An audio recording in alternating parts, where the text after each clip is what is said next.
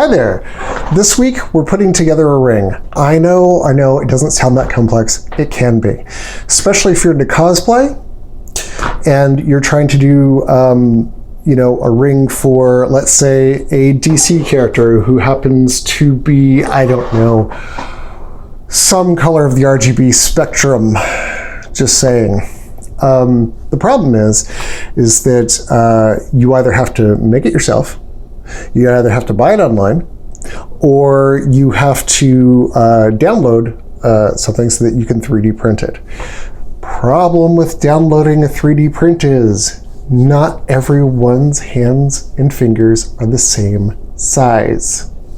So, problem I ran into, I downloaded a ring because I wanted to get things done quickly when I built that light thing back there. And I printed it out, and it was not this size, it was twice this size. And this size is still too darn big, as you can see. So I had to scale it down a little bit, and if you don't know what your ring size is or how many millimeters is the actual diameter, that could be a problem. So I finally got it down after about 2 or 3 revisions before I had a vernier caliper to this size. But there's a problem. One, it's somebody else's design. And I'll put the link down below. I'll try to find it on Thingiverse and put the link down below because they really deserve credit. This is a really nicely designed ring. But the problem is I can't really, it's somebody else's design. I want some originality of my own, and it's still too chunky. I mean, there you go. To give you comparison, this is my ring. A ring made for me. So we have to design our own, and that's what we're going to do on this episode. So cue the titles.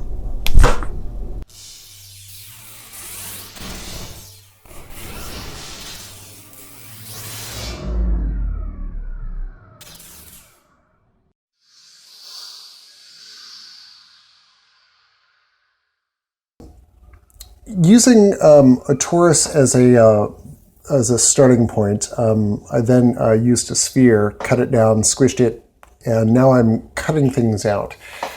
The thing you got to realize is that this process is more subtraction than building. So you start with general shapes in Tinkercad, and then you compress them, shape them, cut them.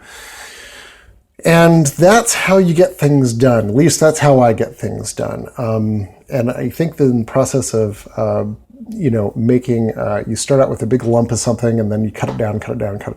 Now, 3D printing can be, the amusing thing is that the actual printing process is additive. You're taking a filament and you're putting it in a pre-designed direction, so you're building something up, but the process to design things for that is the exact reverse.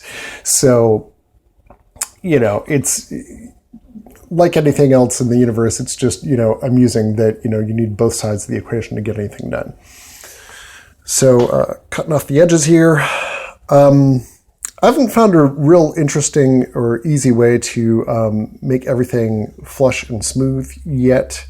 Probably the scribble feature there in the corner would probably be better for this, but we're just trying to get this done. So as you can see, we're almost there. And it's pretty straightforward, but definitely play with Tinkercad. There are a lot of options, and it's free. Just sign up for your account, and you'll see up in the corner there's an export button. You just click that and you can export your finished file. Just select it and export.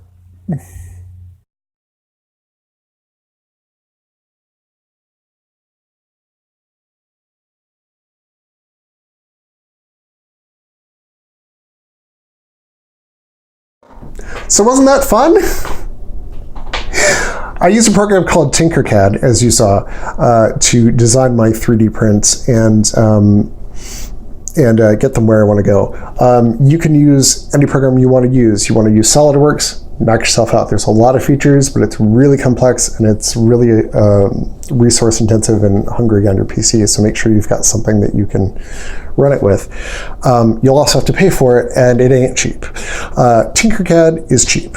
There's some trade-offs, sure, but it's a really responsive program. It has a lot of great features. They're constantly updating it, and it exports to STL files, which you can then pull into your slicer and then go on to 3D printing. So without further ado, let's move on to the slicer portion of this with Simplify 3D.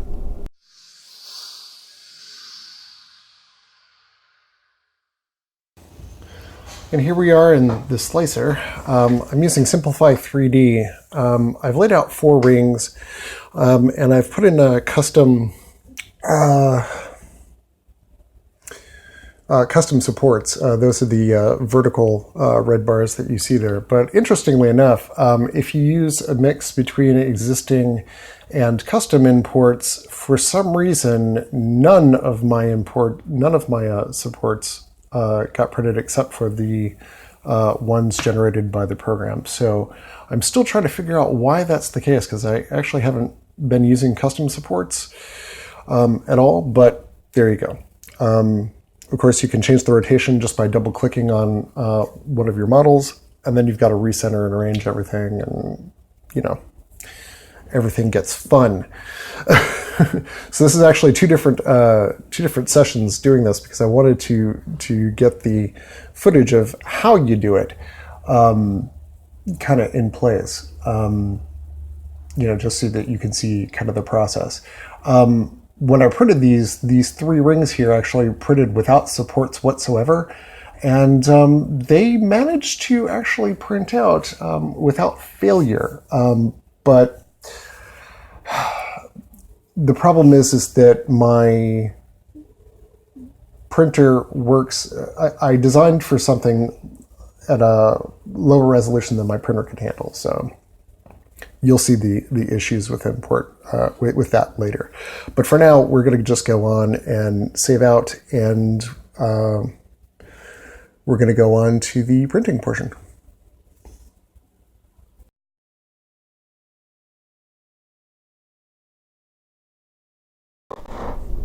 Okay, we've just finished slicing up our software, and we found out how much time it's going to take. Now, a word to the wise. 1, that's my dog Junie. And that's Indy. Yes, the dog is named Indiana. Where was I?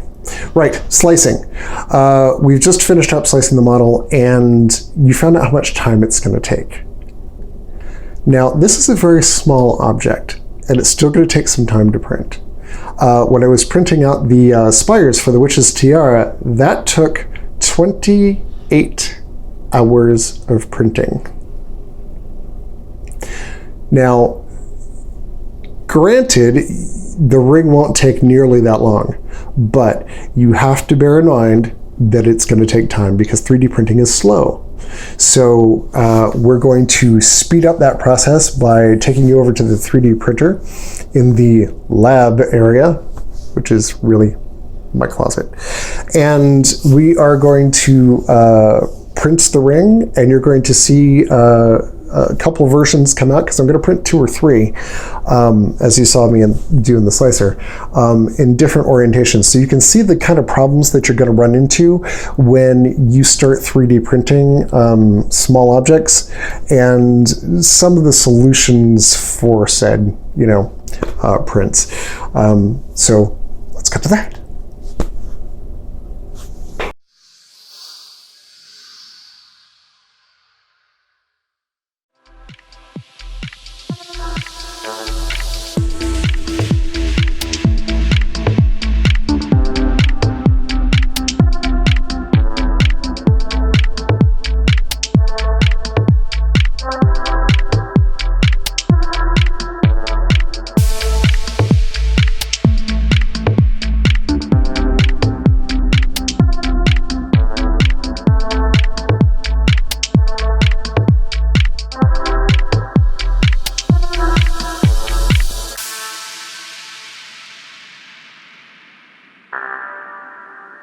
Good